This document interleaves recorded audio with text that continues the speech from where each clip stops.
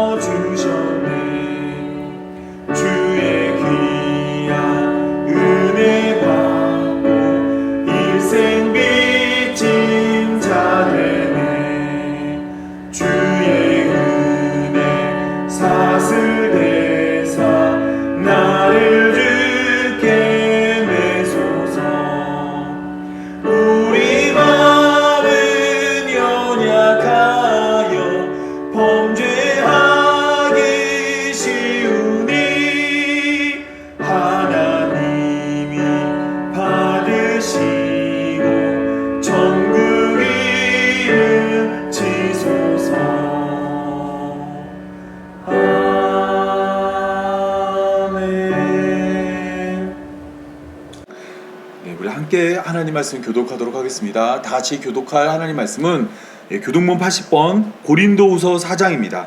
제가 한 절 여러분이 한 절 교독하겠습니다. 우리가 이 보배를 질그릇에 가졌으니 이는 심히 큰 능력은 하나님께 있고 우리에게 있지 아니함을 알게 하려 함이라. 우리가 사방으로 우겨쌈을 당하여도 쌓이지 아니하며 답답한 일을 당하여도 낙심하지 아니하며 박해를 받아도 버림받지 아니하며 거꾸로 틀림을 당하여도 망하지 아니하고 우리가 항상 예수의 죽음을 몸에 짊어짐은 예수의 생명이 또한 우리 몸에 나타나게 하려 함이라. 우리 살아있는 자가 항상 예수를 위하여 죽음에 넘겨짐은 예수의 생명이 또한 우리 죽을 육체에 나타내게 하려 함이라. 아멘. 찬송가 94장 주 예수보다 더 귀한 것은 없네 함께 찬양하겠습니다.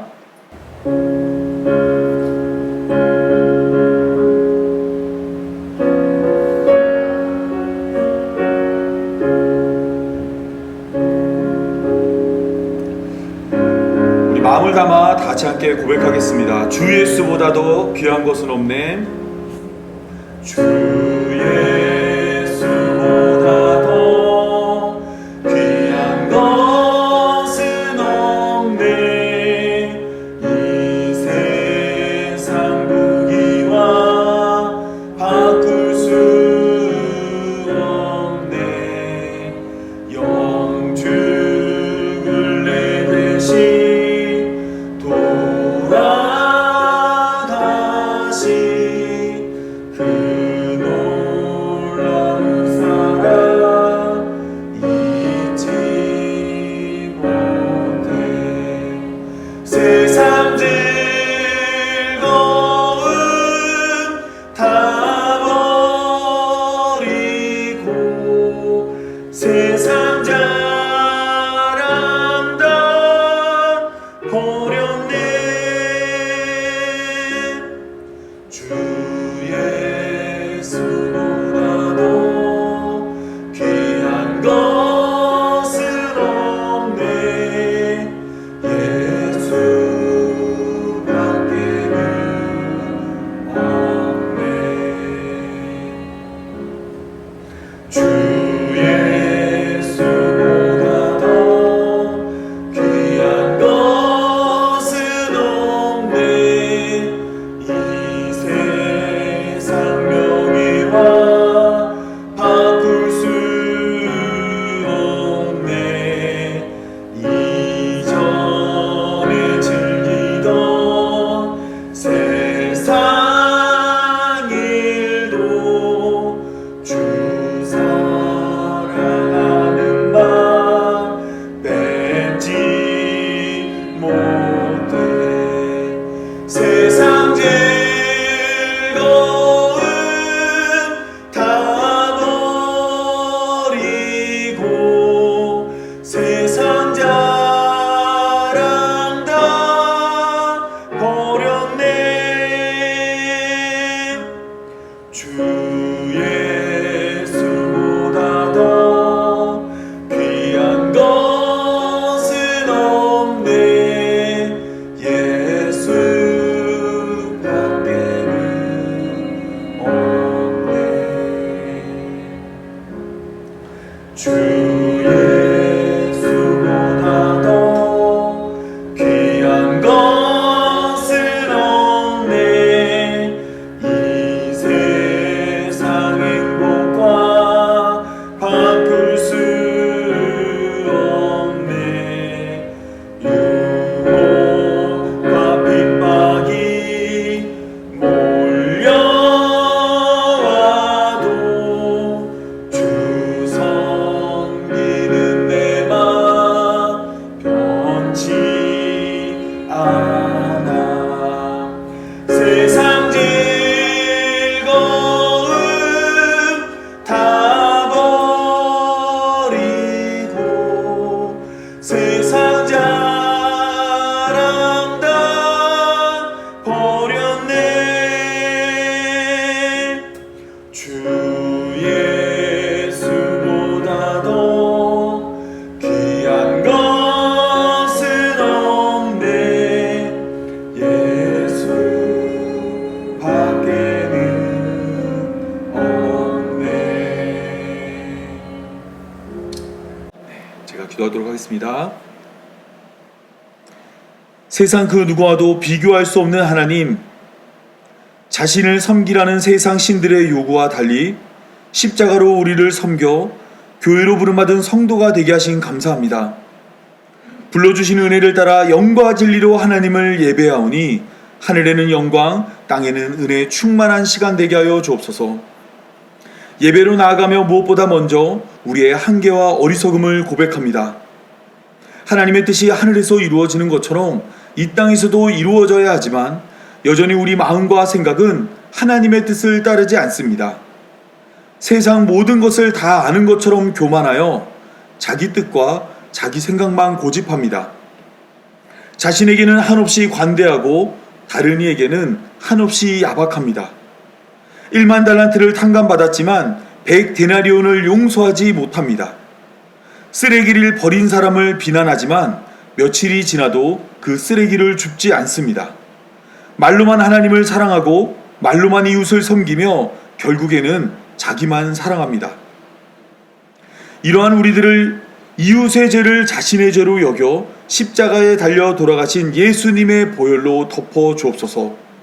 쥐구멍이라도 찾아 들어가고 싶은 우리의 수치와 부끄러움을 예수님의 십자가로 가려 주옵소서. 거룩하신 아버지 하나님, 우리 교회가 성경에서 예수님을 배워 믿음으로 다시 오실 예수님을 기다리는 교회가 되길 원합니다. 이 땅의 처음 교회가 날마다 성전에 모여 다시 오실 예수님을 기다린 것처럼 우리 역시 올라간 모습 그대로 다시 오실 예수님을 기다리는 교회가 되게 하여 주옵소서. 더 많이 가지기 위해 창고를 크게 짓는 자가 되지 않고 우리 안에 차고 넘치는 예수 그리스도를 풍성히 나누는 삶이 되게 하여 주옵소서.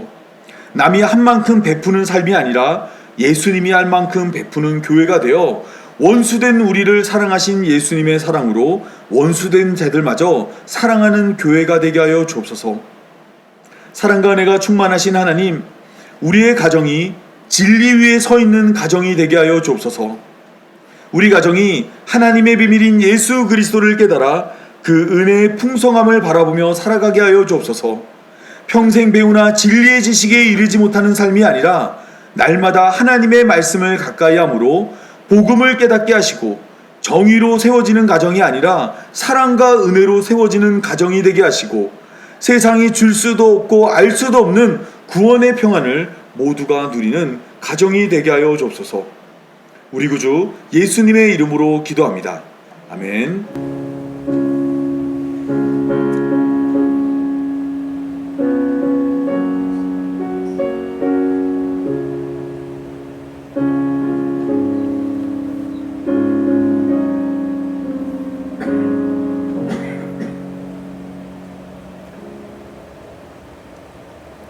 다 함께 하나님 말씀 보도록 하겠습니다. 출애굽기 20장 22절에서 26절 말씀입니다. 우리 지난주에 이어서 그렇다면 어디서 하나님을 만날 수 있나라는 제목으로 함께 말씀 나누도록 하겠습니다. 우리 다 함께 한 목소리로 출애굽기 20장 22절에서 26절 말씀 읽도록 하겠습니다. 여호와께서 모세에게 이르시되 너는 이스라엘 자손에게 이같이 이르라. 내가 하늘로부터 너희에게 말하는 것을 너희 스스로 보았으니 너희는 나를 비겨서 은으로나 금으로나 너희를 위하여 신상을 만들지 말고 내게 토단을 쌓고 그 위에 내 양과 소로 내 번제와 화목제를 드리라. 내가 내 이름을 기념하게 하는 모든 곳에서 내게 임하여 복을 주리라. 내가 내게 돌로 제단을 쌓거든 다듬은 돌로 쌓지 말라. 내가 정으로 그것을 쪼면 부정하게 함이니라. 너는 층계로 내 제단에 오르지 말라. 내 하체가 그 위에 드러날까 함이니라. 아멘. 네, 지난주 우리는 출애굽기 20장 18절에서 21절 말씀을 통해서 하나님을 대면할 수 있는가라는 질문을 함께 살펴봤습니다. 하나님은 우레와 번개 가운데서 나타나셨지만 나팔 소리와 산의 연기로 자신을 가리셨습니다. 하나님은 죄인을 살리기 위해 자신을 가리셨지만 이스라엘 백성들은 오히려 하나님을 죽이는 분이라 생각했습니다. 그래서 하나님에게 우리에게 말씀하지 마소서 우리가 죽을까 하나이다라고 말을 했고, 하나님이 말하지 말고 누구에게 말하라 그랬어요? 모세에게 말해달라고 요구했습니다. 하지만 모세는 하나님을 살리는 분이라고 생각했습니다. 그래서 이스라엘 백성들은 하나님이 계신 곳으로부터 멀리 서 있었는데 모세는 흑암 가운데 계신 하나님에게로 걸음을 옮겼습니다. 하나님에 대한 이해가 하나님과 사람 사이의 거리를 결정한 겁니다. 그러니까 하나님을 두려워하고 죽이는 분이고 무서워하는 사람들은 하나님께 갈 수 있을까요? 없을까요? 하나님께 갈 수 없죠. 그러나 하나님이 나를 살리는 분이고 나의 구원자이고 나의 유일한 소망이라는 것을 아는 자들은 그 하나님에게로 다가설 수 있는 것입니다. 이제 모세는 흑암 가운데 계신 하나님에게로 갔습니다. 그렇다면 흑암 가운데서 하나님과 모세가 만나는데 이때 하나님은 모세에게 어떤 말씀을 하셨을까요? 하나님이 하신 말씀의 그 시작이 우리가 읽었던 오늘 본문의 내용입니다. 모세가 흑암 가운데로 들어가서 하나님을 만났고 하나님이 이때 모세에게 어떤 말씀을 하세요? 그 말씀이 뭐냐면 바로 제단을 쌓는 방법을 알려주십니다. 앞으로 이어질 출애굽기 21장부터 23장까지는 하나님이 이스라엘 백성들의 삶을 위해 다양한 법들을 하나님이 소개하고 있습니다.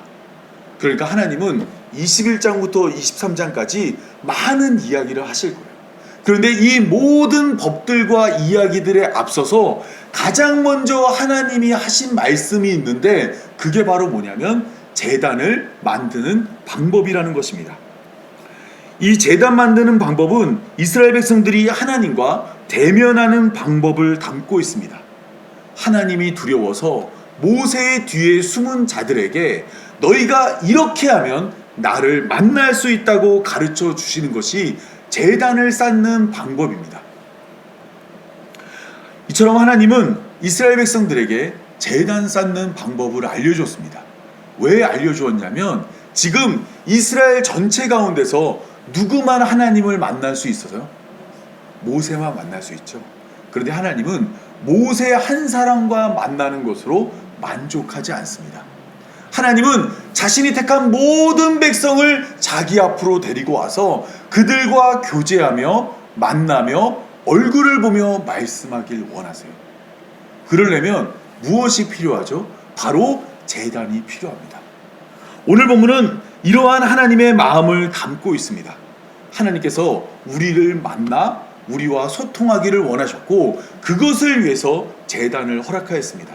이 제단을 통해 어떻게 우리가 하나님을 대면할 수 있는지 함께 살펴보도록 하겠습니다. 하나님은 이스라엘 백성들에게 십계명을 전해주기 위해 나타났습니다. 우리가 이미 살펴봤었죠. 그런데 훗날 모세는 신명기 4장에서 이때의 모습을 회상하면서 이렇게 이야기합니다. 그때 너희가 하나님의 음성은 들었지만 하나님의 형상은 보지 못했다.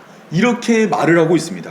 우리 한번 읽어볼까요? 신명기 4장 12절입니다. 다 같이 읽겠습니다. 여호와께서 불길 중에서 너희에게 말씀하시되 음성뿐이므로 너희가 그 말소리만 듣고 형상은 보지 못하였느니라. 모세가 지금 회상하고 있는 거예요. 처음 만났을 때를. 그리고 그 다음 절에서도 동일하게 이야기합니다. 다 같이 읽겠습니다. 신명기 4장 15절입니다. 여호와께서 호렙산 불길 중에서 너희에게 말씀하시던 날에 너희가 어떤 형상도 보지 못하였은즉 너희는 시피 상가라. 지금 신명기 4장 14절과 15절을 통해서 강조되고 있는 점은 무엇이냐면 이스라엘 백성들이 하나님의 형상을 못 봤다는 겁니다. 음성은 들었는데 하나님은 못 봤대요. 그리고 난 다음에 어떤 말을 하냐면 너희는 깊이 삼가래요. 뭔가 하지 말라고 말하고 있죠. 무엇을 하지 말라고 이야기할까요? 하나님 못 봤으니까 너희 이거 하면 안 된대요. 뭘 하면 안 될까요? 이어지는 말씀은 이렇습니다.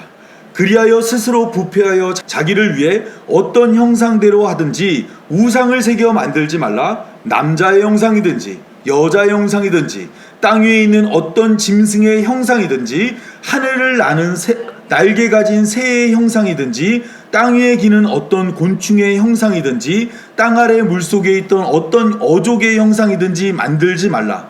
또 그리하여 내가 하늘을 향하여 눈을 들어 해와 달과 별들 하늘 위의 모든 천체 곧 너희 하나님의 여호와께서 천하 만민을 위하여 배정하신 것을 보고 미혹하여 그것에게 경배하며 섬기지 말라 말씀하였습니다.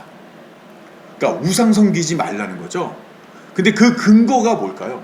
뭐 때문에 하나님은 우상을 만들지 말라고 하셨죠? 너희가 나를 보지 못했으니까. 내 음성은 들었는데 너희는 나를 못 봤으니까 이걸로 우상을 만들지 말라고 말했습니다. 모세가 이렇게 강력하게 우상을 만들지 말라고 했던 이유는 오늘 본문 때문입니다. 출애굽기 20장 22절에서 23절을 보면 하나님은 흑암 가운데로 들어온 모세에게 이와 같이 말씀하십니다. 우리 한번 다 같이 읽어볼까요? 출애굽기 20장 22절에서 23절입니다. 여호와께서 모세에게 이르시되 너는 이스라엘 자손에게 이같이 이르라. 내가 하늘로부터 너희에게 말하는 것을 너희가 스스로 보았으니 너희는 나를 비겨서 은으로나 금으로나 너희를 위하여 신상을 만들지 말고.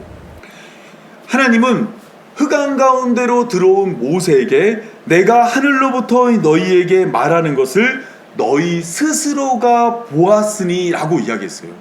그런데 히브리어로 이 본문을 보면 너희가 스스로 보았으니가 어떻게 되어 있냐면 너희가 스스로 보았으니라고 되어 있습니다. 너희가가 두 번 반복돼요. 그 말은 뭐냐면 너가 나를 봤잖아 라고 이야기하는 겁니다.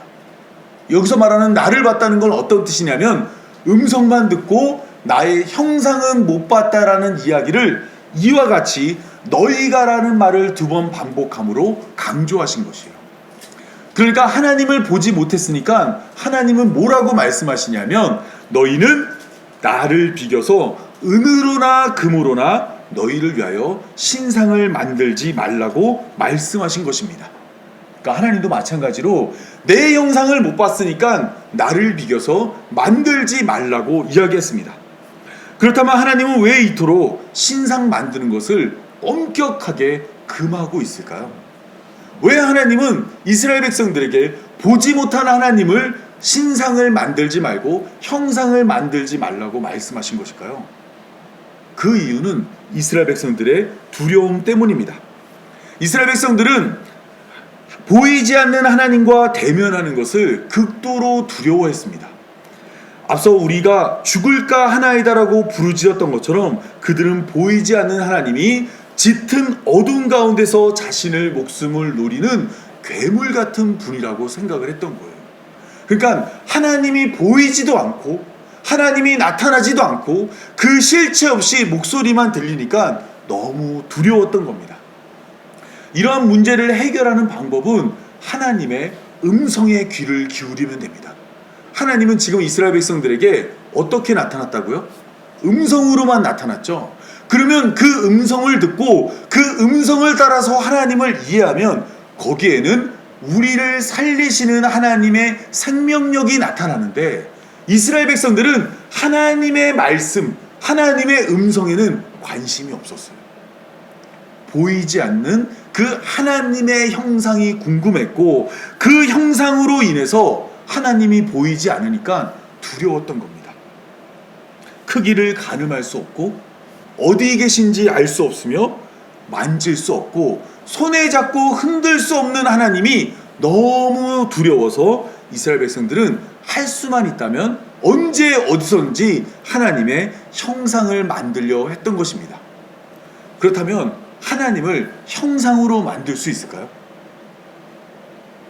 하나님을 어떠한 형상으로 만들기에는 하나님은 너무너무 크신 분입니다.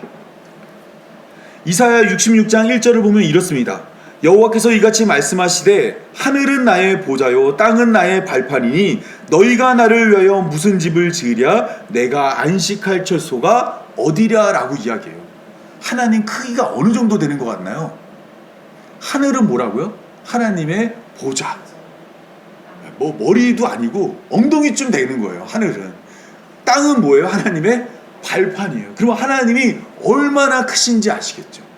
뿐만 아니라 성전을 지은 솔로몬은 열왕기상 8장 27절에서 하나님이 참으로 땅에 거하시리이까 하늘과 하늘들의 하늘이라도 주를 용납하지 못하겠거든 하물며 내가 건축한 이 성전이오리까 라고 이야기하면서 하나님은 너무나 커서 이 땅에 있는 그 무엇으로도 담을 수 없다라고 이야기합니다. 이처럼 하나님은 세상 그 무엇으로도 담을 수 있는 분이 아니십니다. 눈에 보이는 것들로 하나님의 일부를 표현할 수는 있어요. 하나님의 지극히 작은 것을 나타낼 수 있지만 눈에 보이는 것이 하나님이 될 수는 없는 것입니다. 그래서 오늘 본문 23절에서 하나님은 은이나 금으로 신상을 만들지 말라고 명령하였습니다. 이스라엘 백성들은 값비싼 은이나 금으로 하나님을 만들면 그 가치 안에 하나님이 계실 것이라고 생각했습니다. 또한 눈에 보이고 손에 잡히는 하나님이라면 더 이상 두려워할 이유가 없을 것이라 생각했습니다. 그러나 하나님은 은이나 금으로 만든 신상에 거하지 않습니다. 전 재산을 쏟아부어 태산처럼 큰 신상을 만들더라도 하나님에게는 미치지 못합니다. 세상 그 무엇도 하나님을 담을 수 없고 하나님과 같을 수 없습니다. 하나님은 모세에게 하나님과 만나는 장소를 지정하여 알려주었습니다. 그 장소가 바로 제단입니다. 제단을 만들라 하셨거든요. 이 제단은 세 가지 요소가 충족돼야 합니다. 첫 번째는 토단으로 만들어야 돼요. 토단이라는 게 뭐냐면 흙으로 제단을 만들어야 되는 겁니다. 두 번째는 뭐냐면 정으로 다듬지 않은 돌을 사용해야 합니다. 세 번째는 층계를 사용하면 안 되는 것입니다. 이 셋은 각각 다른 규정처럼 보이지만 사실 그 안에 의미를 자세히 살펴보면 결국에는 한 가지만 말하고 있습니다. 그게 뭔지 함께 살펴보도록 하겠습니다. 우리 오늘 부분 24절 한번 다 같이 읽겠습니다. 다 같이 읽겠습니다. 내게 토단을 쌓고 그 위에 내 양과 소로 내 번제와 화목제를 드리라. 내가 내 이름을 기념하게 하는 모든 곳에 내게 임하여 복을 주리라. 하나님은 토단을 쌓으라고 말했습니다. 이 토단은 히브리어로 미츠베아흐 아다마라는 뜻입니다. 미츠베아흐 아다마입니다. 이 미츠베아흐라는 단어는 제단이라는 뜻이고 아다마라는 뜻은 흙이라는 단어예요. 흙이 뭐라고요? 이거 기억하셔야 돼요. 흙이 뭐라고요? 아다마라는 뜻입니다. 아다마. 이 생소하시죠? 히브리어로 이 흙이라는 단어 처음 들어보셨을 텐데 아다마가 흙이라는 뜻입니다. 이 창세기 2장 7절을 보면 이 아다마라는 단어가 나오는데 그 단어가 바로 하나님이 사람을 지을 때 사용했던 흙입니다. 여호와 하나님이 흙으로 사람을 지으시고 그 코에 생기를 불어넣으시니 사람이 생명이 된지라. 여기서 아다마가 흙이에요. 흙. 네, 발음이 안 좋죠. 흙. 네. 그리고 그 사람의 이름을 하나님이 뭐라고 정하셨냐면 아담이라고 정했는데 흙이 뭐라고요? 아다마가 곧 누구 이름이 된 거예요? 아담의 이름이 된 겁니다. 그러니까 아담은 결국 뭐예요? 흙이죠. 흙. 네. 흙이라는 것은 어떤 의미가 있냐면 하나님이 그 코에 생기를 불어 넣어주기까지는 아무것도 의미가 없는 겁니다. 그냥 길에 밟히는 게 다 흙이었어요. 그런데 하나님은 그것으로 사람을 만들고 그 코에 생기를 불어 넣으니까 그제서야 사람이 생명이 되었습니다. 이게 뭘 의미하냐면 흙이라는 것은 가장 하찮고 값어치가 없는 거예요. 그런데 하나님이 그것으로 하나님을 만나는 장소인 제단을 만들라고 말했습니다.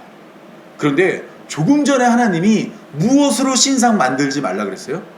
은이나 금으로 신상 만들지 말라 그랬죠.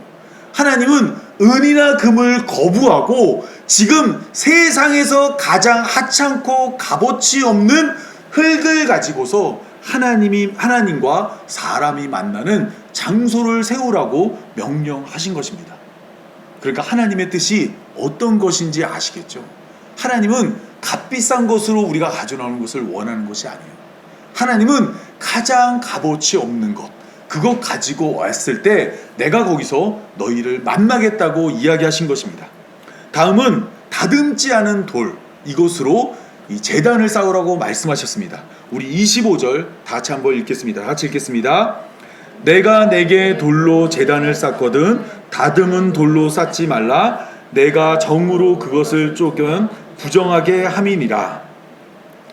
하나님은 돌로 제단을 쌓거든 다듬은 돌을 사용하지 말랍니다.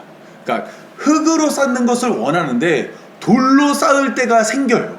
그 돌로 쌓을 때는 다듬은 돌을 사용하지 말라고 말씀하셨습니다. 이 돌을 다듬을 때는 정이라는 것을 사용하죠. 이 정으로 돌을 다듬는데 하나님은 정으로 그것을 쪼면 부정하게 된다 그랬어요. 근데 여기서 말하는 정은 우리가 알고 있는 이 돌을 만들 때 사용하는 이 쇠 연장이 아닙니다. 오늘 본문에서 사용된 이 정이라는 단어는 칼이나 검으로 번역되는 헤렙이라는 단어입니다.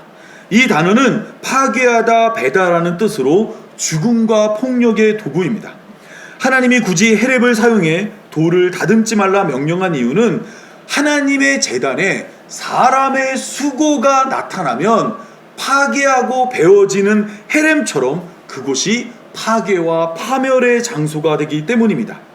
하나님을 만나는 장소는 사람이 정을 가지고 일을 해서 그곳에서 하나님을 만나는 것이 아니라 하나님을 만나는 그 제단은 누구만 일해야 되냐면 하나님만 일해야 되는 거예요. 그러니까 그 제단에는 사람의 수고와 노력이 들어가면 안 되는 겁니다. 그리고 그것이 들어가면 헤렘, 칼을 가지고 사람을 베고 파괴하는 것처럼 그 장소가 축복과 하나님의 은혜의 장소가 아니라 그 장소가 파멸의 장소가 된다 말씀하신 것입니다. 실제로 열왕기상 6장 7절을 보면 예루살렘 성전이 지어질 때 솔로몬은 돌을 뜨는 곳에서 이미 다듬은 돌을 가져와 성전을 지었습니다. 그래서 성전을 짓는 동안 방망이나 도끼 소리가 성전에서 들리지 않았습니다. 세상에서는 사람의 수고와 노력이 존중받는 가치이지만 하나님과 만나는 장소에서는 사람의 수고와 노력이 모든 것을 파괴하고 파멸에 이르게 합니다. 하나님을 만나는 장소에서는 누구만 일해야 돼요? 하나님만 일해야 하는 거예요. 그래서 사람이 일하는 거는 가져오지 말라는 거예요. 사람의 손댄 거는 이곳에 두지 말라고 말씀하신 것입니다. 셋째는 징계로 하나님의 제단에 오르지 말라라는 겁니다. 우리 26절 다 같이 읽어보겠습니다. 너는 징계로 내 제단에 오르지 말라. 내 하체가 그 위에서 드러날까 함이니라. 지금 징계로 하나님의 제단을 오르면 어떻게 된다고요? 하체가 드러난다라고 이야기합니다. 이 과거로부터 오늘에 이르기까지 많은 사람들은 하나님이 하늘에 계시다고 생각했습니다. 그래서 하나님을 만나려면 높은 곳에 올라가야 된다고 생각을 했어요. 그래서 신들을 만나는 신전이나 아니면 신을 만나거나 아니면 신이 계시다고 여겨지는 곳은 항상 높은 곳입니다. 그런데 하나님은 사람들의 생각과 정반대로 층계에 오르지 말라고 말씀하세요. 왜냐하면 층계에 오르면 오를수록 사람의 하체가 더 잘 보이기 때문입니다. 여기서 말하는 하체는 어떤 단어냐면 히브리어로 에르바라는 단어인데 이 단어는 단순히 하체를 의미하는 단어가 아니라 수치와 부끄러움을 의미하는 단어입니다. 우리 이미 살펴봤었죠. 이 아담이 에덴 동산에서 하체를 드러낸 것, 수치와 부끄러움을 드러냈고 노아가 포도주를 먹고 하체를 드러낸 것이 수치와 부끄러움을 드러낸 겁니다. 세상에서는 높이 오를수록 영광을 받는데 하나님 앞에서는 높이 오를수록 수치와 부끄러움이 드러납니다. 이러한 원리는 제사장의 옷에서도 나타납니다. 출애굽기 28장 42절에서 43절을 보면 이렇게 말하고 있습니다. 또 그들을 위하여 배로 속바지를 만들어 허리에서부터 넓적다리까지 이르게 하여 하체를 가리게 하라. 제사장들이 하나님께 나오는데 하체를 자꾸 가리래요. 왜냐하면 제사장은 모든 백성을 대신해서 백성 위에 우뚝 서서 하나님께 나오는 자예요. 하나님께 가까이 가는 자예요. 이러한 자는 많이 올라갈수록 그의 수치와 부끄러움이 드러나니까 하체를 가리라고 이야기하고 있는 것입니다. 이처럼 하나님과 사람이 만나는 장소는 계단을 밟고 올라서는 높은 곳이 아닙니다. 땀 흘려 계단을 밟고 올라서더라도 그곳에는 하나님이 계시지 않습니다. 대신 그곳에는 뭐가 있어요? 수치와 부끄러움이 기다리고 있습니다. 하나님 앞에서 여전히 부족하고 여전히 자격 없는 사람의 한계만 드러납니다. 이 세 가지 규정은 사실 여러 가지 것으로 말하는 것처럼 보이지만 이 세 가지 규정은 한 가지를 말하고 있습니다. 하나님께 나아가는 길은 사람이 만드는 것이 아니라고 말하고 있습니다. 하나님은 토단을 통해 사람의 재료를 거절하셨습니다. 원래는 은이나 금을 가지고 제단을 만들려고 하는데 하나님은 그거 하지 말라는 거예요. 너희들 귀한 너희들이 생각하는 가치를 가져오지 말라고 말씀하셨습니다. 또한 다듬지 않은 돌을 통해 사람의 기술을 거절하셨습니다. 이 돌을 다듬는 것은 쉬운 기술이 아니에요. 정교하게 돌을 깎아서 제단을 만드는 것은 굉장히 능력 있는 사람이 하는 것인데 하나님은 그런 것으로 내게 나오지 말라고 말씀하셨습니다. 또한 하나님은 층계를 금함으로 사람의 수고와 높아짐을 원치 않는다 말했습니다. 층계를 올라와서 남들보다 우뚝 설수록 오히려 그의 수치와 부끄러움이 드러난다 말했습니다. 이처럼 하나님 앞에서는 은도 금도 자랑할 수 없고 돌도 다듬을 수 없으며 계단도 오를 수 없습니다. 계속해서 말씀드리지만 하나님을 만나기 위해서 사람이 할 수 있는 일은 아무것도 없고 하나님이 만나는 장소에서 누구만 일해야 된다고요? 네. 하나님 만나는 장소에서는 하나님만 일해야 되는 거예요. 하나님은 이것을 원하셨고 이러한 장소에서 우리를 만나겠다고 이야기했습니다. 결국 하나님과 사람이 만나는 장소는 누가 만들어야 되냐면 하나님이 만들어야 합니다. 때문에 오늘 보면 24절을 보면 내가 내 이름을 기념하게 하는 모든 곳에서 내게 임하여 복을 주리라고 말했습니다. 여기서 내가 어떻게 하겠다고 말씀하고 있어요? 내게 임하여. 하나님이 임하신대요. 여기서 임하여란 단어는 히브리어로 보라는 단어인데 이 단어는 어떤 뜻이냐면 오다, 찾아오다라는 뜻입니다.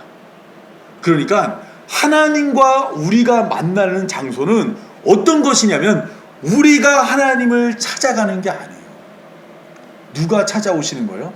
하나님이 우리를 찾아오시는 것입니다. 그러면 그 장소는 세 가지 요건이 있었죠. 그 세 가지 요건은 사실 하나를 말한다 그랬어요. 그 하나가 뭐죠? 그렇죠. 우리가 일하는 것이 아니라 하나님이 일하는 거예요. 우리의 일함을 내려놓고 하나님이 일하는 장소라면 뭐라고 말씀하시냐면 그곳이 어디거든 모든 곳에 내가 임하여 복을 주신다 그래요. 모든 곳에. 거기가 어디든 상관없습니다. 그곳이 흙으로 만들어져서 초라해도 상관이 없고 다듬지 않은 돌로 인해서 삐뚤빼뚤 바람이 드나들고 비가 새도 상관이 없습니다. 그리고 높은 계단이 아니라 내려가는 계단일지라도 하나님은 그곳에서 사람의 일함은 사라지고 하나님의 일하심만 나타난다면 어디든지 그곳에 찾아온다 말하고 있습니다. 때문에 오늘 이 예배 자리는 우리가 하나님을 찾아온 것이 아니라 하나님이 우리를 찾아오는 장소가 되어야 합니다. 이러한 장소가 되기 위해서는 우리가 은이나 금을 가지고 하나님께 값진 것을 내어놓는 것으로 그런 자리가 마련되는 것이 아니에요. 오히려 어떻게 해야 될까요? 그것들을 내려놔야 돼요. 내가 많은 것 가져왔습니다. 많은 봉사했습니다. 많이 섬겼습니다. 내가 이런 것들이 자꾸 올라올 때 그곳에 하나님은 내려오시지 않습니다. 뿐만 아니라 우리가 계단을 오르는 수고로 열심히 수고하고 땀 흘린 것 이것이 나의 의가 되어도 하나님은 그곳에 임하지 않습니다. 오히려 우리는 하나님의 일하심만 나타나도록 우리의 모든 수고와 자랑을 내려놓아야 합니다.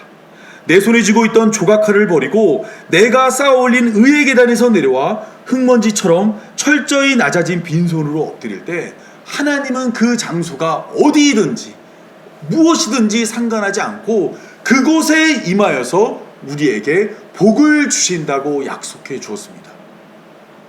그러니까 나의 일함을 내려놔야 돼요. 그게 예배로 나아가는 첫 번째이자 또 그것이 예배를 만드는 전부입니다.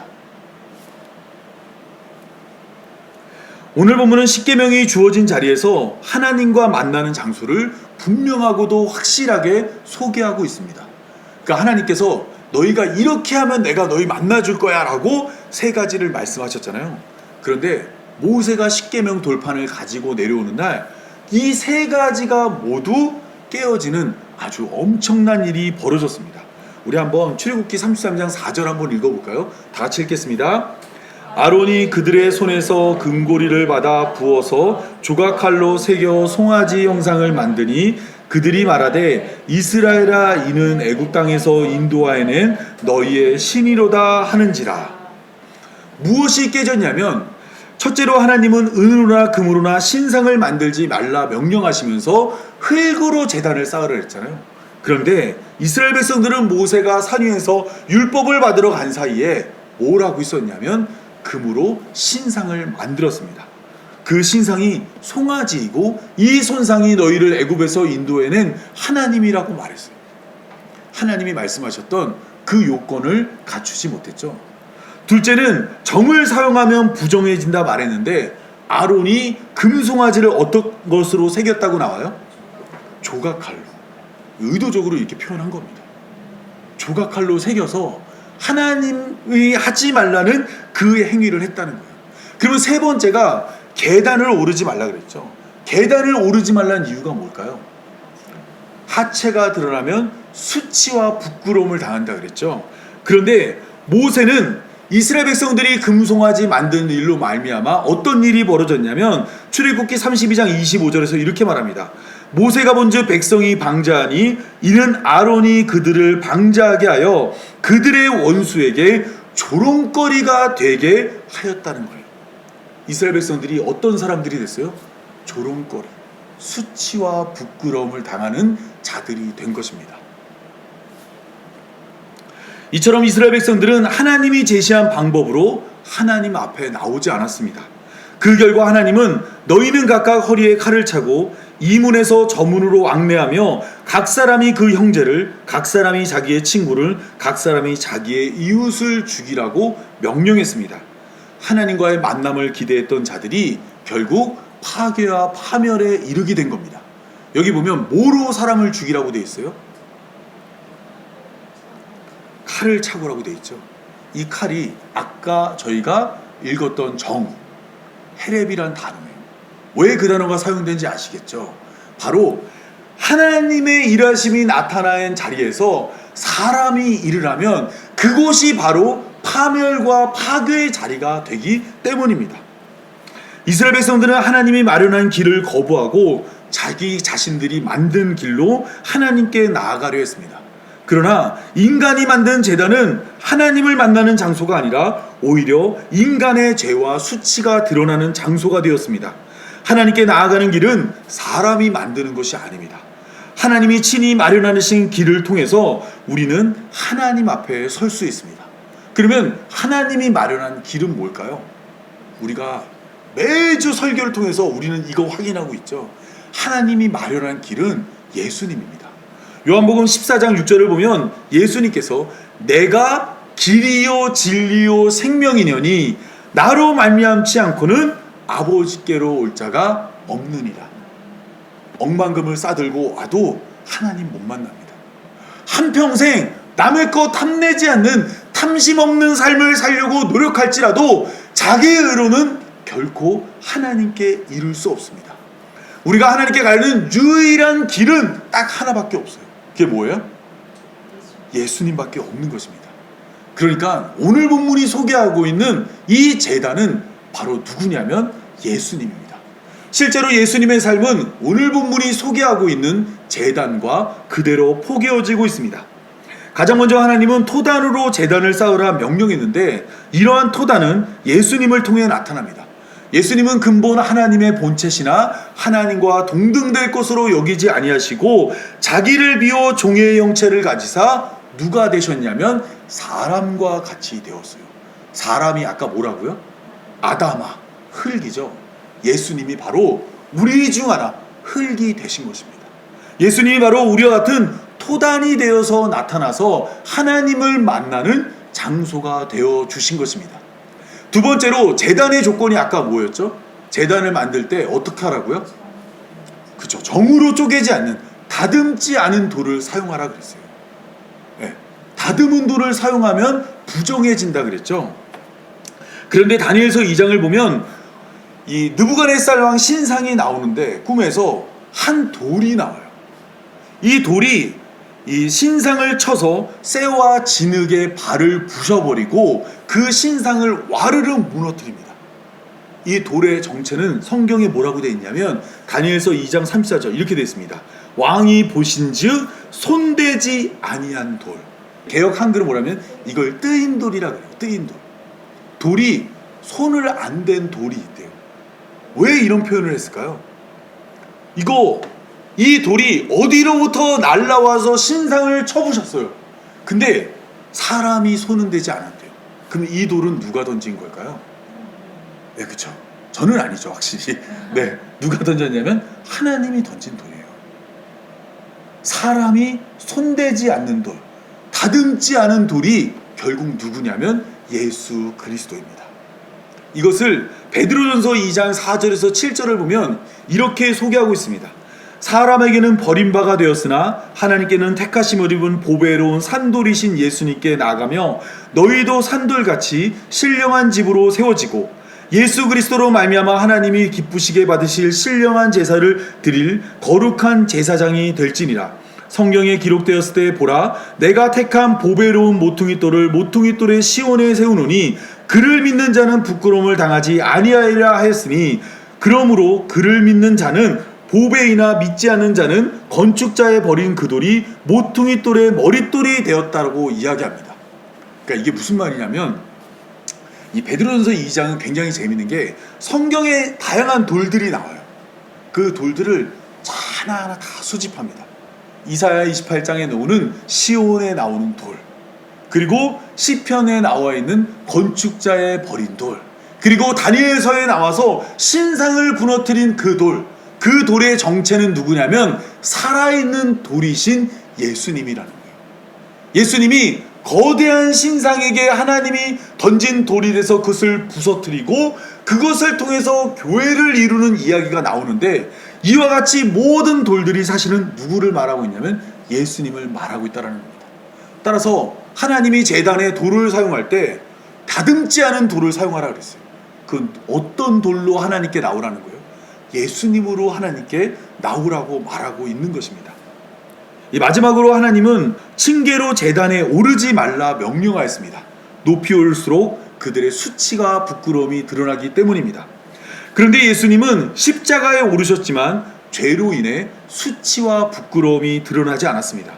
종교 지도자들과 빌라도는 예수님의 죄를 찾기 위해 강도 높게 예수님을 신문했지만 예수님에게는 죄가 없었습니다. 로마 군인들은 예수님을 발가벗겼지만 예수님에게는 죄로 인한 수치와 부끄러움이 나타나지 않았어요. 육신의 부끄러움은 있을 수 있겠지만 사실 그것은 예수님에게 문제가 되지 않습니다. 예수님이 아무 죄가 없기 때문에 우리의 죄를 대속하실 수 있는 거예요. 따라서 예수님은 층계 위를 오르는 대제사장이 하체를 드러내면 안 된다 그랬잖아요. 예수님은 십자가에 오르셨지만 그 어떤 죄도 없어야 됐고 그 어떤 죄도 없음을 통해 예수님이 하나님과 우리가 만날 수 있는 제단이 되어 주신 것입니다. 예수님 안에서만 하나님께 나아갈 수 있고 예수님을 통해서만 하나님을 만날 수 있으며 예수님으로 하나님과 영원토록 함께할 수 있습니다. 여러분, 이 말씀을 위해서 하나님이 이와 같이 이스라엘 백성들에게 이 제단의 말씀을 가르쳐 주신 것입니다. 이제 말씀을 맺겠습니다. 오늘 본문이 우리에게 묻는 것은 사실 딱 하나예요. 딱 하나. 그 뭐냐면 누가 하나님께 나아가는 길을 만들 거냐라는 겁니다. 이스라엘 백성들은 하나님을 만나고 싶었어요. 그래서 어떻게 했냐면 하나님이 원하는 방식이 아니라 자신이 원하는 방식대로 하나님을 만나려 했습니다. 금을 가지고 와서 금송아지를 만들어서 하나님을 섬기면 그것을 통해서 하나님을 만나는 것이라고 생각을 했습니다. 그러나 그들이 만든 금송아지의 길은 하나님을 만나는 길이 아니라 오히려 하나님을 잃어버리는 길이었습니다. 하나님은 처음부터 단호하게 말씀하십니다. 은으로나 금으로나 내게 나오지 말라. 그리고 다듬은 돌을 사용하지 말라. 그리고 층계에 오르지 말라. 높아지지 말라. 수치를 가지고 내게 나오지 말라. 계속해서 우리에게 말씀하십니다. 사람이 만든 것은 아무리 화려하고 값비싸 보여도 거룩하신 하나님께 나아가는 길이 될 수 없습니다. 그런데 이는 옛날 이스라엘 백성들만의 이야기가 아닙니다. 오늘날 우리도 끊임없이 내 힘으로 제단을 만들어 하나님께 나아가는 길을 만들려고 합니다. 우리는 나의 신앙 연륜이라는 금을 통해 하나님 앞에 나아가려고 합니다. 나의 봉사와 헌신이라는 돌을 정으로 깎고 다듬어 포장합니다. 나의 열심과 의로움이라는 계단을 차곡차곡 쌓아올라 당당히 하나님 앞에 올라서려고 합니다. 그러나 이렇게 하나님께 다가가면 하나님이 뭐라고 말씀하실까요? 오지 말라고. 이거 아니라고. 이것은 하나님을 만나는 길이 아닙니다. 제가 신앙생활 할 때, 특별히 이제 학생부 할 때 아이들이 저한테 많이 했던 말이 있어요. 제 이 신앙은 어머니의 기도 때문입니다. 저는 천방지축처럼 살았는데 어머니의 기도 때문에 제가 오늘 이렇게 수련회도 오고 교회도 다닙니다. 여러분, 천만의 말씀입니다. 우리가 예수님을 믿고 하나님의 백성이 된 것은 처음부터 끝까지 하나님이 하신 겁니다. 어머님도 통로에 불과합니다. 그 어떤 과정도 다 하나님이 하신 것이지 사람의 공로는 아무것도 없습니다. 여기 있는 대부분의 사람들은, 어린 학생들을 빼고는 대부분 다 수십 년씩 신앙생활 하실 거죠. 그런데 이것 역시 하나님 앞에서 아무런 가치가 될 수 없습니다. 이것을 가지고 나왔다 그래서 하나님이 기쁘게 받아주지 않습니다. 우리가 무드셀라처럼 969년을 한 주도 빠지 않고 교회에 나오고 매일 새벽 예배를 드린다고 해서 하나님이 그것으로 하나님을 만나주거나 그것으로 우리를 구원해 주지 않습니다. 다듬은 돌처럼 열심히 우리의 봉사와 헌신이 있더라도 그것으로 하나님을 만날 수도 없습니다. 하나님께 나아가는 길은 인간의 손끝에서 만들어지는 것이 아니라 오직 하나님의 손에 의해서 주어지는 겁니다. 그 제단을 우리가 만들어내는 것이 아니라 하나님이 다 하신 다음에 어떻게 하는 거예요? 그냥 우리한테 거저 주시는 거예요. 그래서 하나님은 우리를 위해 유일한 길이신 예수님을 내려 보내주셨습니다. 하나님은 우리가 바치는 은과 금 대신 자신의 가장 귀한 아들을 내어주었습니다. 하나님은 인간의 기술로 다듬은 제단 대신 세상에게는 버림받았으나 하나님이 모퉁이의 머릿돌로 삼으신 다듬지 않은 돌 예수님으로 이 교회를 세우셨습니다. 무엇보다 사람이 스스로 계단을 밟고 올라가 수치를 폭로하는 대신 예수님께서 친히 십자가에 오르셨습니다. 로마 군인들은 십자가 위에서 예수님을 철저히 발가벗겼습니다. 그러나 죄가 없는 예수님에게는 죄의 수치와 부끄러움이 없었습니다. 흠도 없고 수치 없는 그 순절하고 완전하심으로 예수님은 우리를 하나님께로 인도하는 완전한 제단이 되었습니다. 그래서 이제 우리는 더 이상 두려움 가운데 하나님을 피해 숨을 필요가 없어요. 우리에게는 뭐가 있냐면 하나님과 우리를 이어주는 제단이 마련되었다라는 겁니다. 이제 우리는 어떻게 해야 될까요? 이제 하나님 앞에서 우리는 종교적인 조각칼을 내려놓아야 합니다. 내가 쌓아올린 영적 과시의 계단에서 내려놓아야 합니다. 우리의 자랑이 내려놓아지는 곳에서 비로소 하나님의 은혜가 드러납니다. 하나님께 나아가는 길은 우리의 손에서 만들어지는 길이 아닙니다. 하나님이 칠히 마련하신 길입니다. 오직 흠없는 제단이며 유일한 길이며 예수 그리스도만 의지하여 나아갈 때 하나님은 그 약속을 지켜서 그곳에 임하실 것입니다. 우리가 앞서 나눴었죠. 하나님은 어디에 임하신다 그랬어요? 우리의 수고가 사라지고 하나님의 일하심이 나타나는 그곳에, 그 모든 곳에 하나님이 임하여 복을 주신다고 이야기합니다. 이제 우리가 오늘 예배를 마치고 다음 주 예배를 준비하며 또한 각자 집으로 돌아가며 모든 곳에서 한번 돌이켜 봐야 됩니다. 내가 하나님과의 만남 가운데서 나의 수고와 나의 의와 나의 공로를 혹시 의지하지 않았는지, 그래도 나는 괜찮지 않아, 그래도 나는 많이 알고 있지 않아, 그래도 나는 많이 베풀지 않아, 이런 공로가 나타나는 순간 그곳은 하나님이 임하는 장소가 아니에요. 그러나 두 손 들고 나는 아무것도 아닙니다, 나는 정말 한 것이 없습니다, 하나님의 은혜가 아니면 안 됩니다, 이럴 때 내 이름을 기념하게 하는 모든 곳에 내게 임하여 복을 주시는 하나님이 임하여 우리에게 하늘에 속한 모든 신령한 복을 허락하여 우리를 자기 백성 삼아 주실 것입니다. 이 사실을 믿음으로 날마다 나의 일함을 내려놓고 하나님의 일하심을 기대하는 교회로 부름받은 성도의 삶이 되길 바랍니다. 제가 기도함으로 오늘 말씀 맺겠습니다. 사랑의 하나님, 오늘 선포된 말씀을 통해 우리의 수고와 자랑을 모두 내려놓고 오직 7위 길 대신 예수 그리스도만 의지하여 하나님 앞으로 나아갑니다. 우리의 손으로 의의 계단을 쌓거나 공로를 내세우지 않고 오직 십자가의 은혜만을 붙들게 하여 주옵소서. 오늘 주신 말씀을 마음에 새기며 세상의 방식을 버리고 하나님이 가신 사랑과 순종의 길을 묵묵히 걷는 성도와 교회 되게 하여 주옵소서. 이 모든 말씀 우리 구주 예수님의 이름으로 기도합니다. 아멘. 우리 찬송가 288장 예수를 나의 구주 삼고 우리 주신 말씀을 기억하면서 우리 함께 하나님을 찬양하도록 하겠습니다.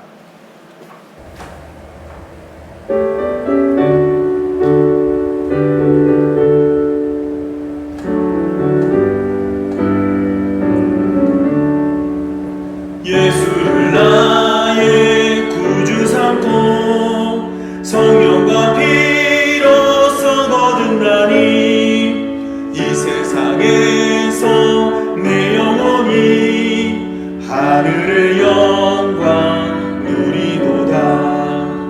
이것이 나의 간증이요 이것이 나의 찬송이세. 나 사는 동안 끊임없이 구주를 찬송하리로다. 온전히 주께 맡긴 내 영 사랑의 음성을 듣는 중에 천사들 왕래하는 것과 하늘의 영광 보리로다. 이것이 나의 간증이요 이것이 나의 찬송이세. 나 사는 동안 끊임없이 구주를 찬송하리로다. 주 안에 기쁨 누림으로 마음의 풍랑이 잔잔하니 세상과 나는 간 곳 없고 구속한 주만 보이도다. 이것이 나의 간증이요 이것이 나의 찬송이세. 나 사는 동안 끊임없이 구주를 찬송하리로다. 아멘. 제가 축도함으로 오늘 예배 마치겠습니다. 이제는 우리 주 예수 그리스도의 은혜와 하나님 아버지의 사랑하심과 성령의 인도하심이 예수 그리스도로 하나님께 나아가길 소망하는 모든 성도들과 영원토록 함께하길 간절히 축원하옵나이다. 아멘.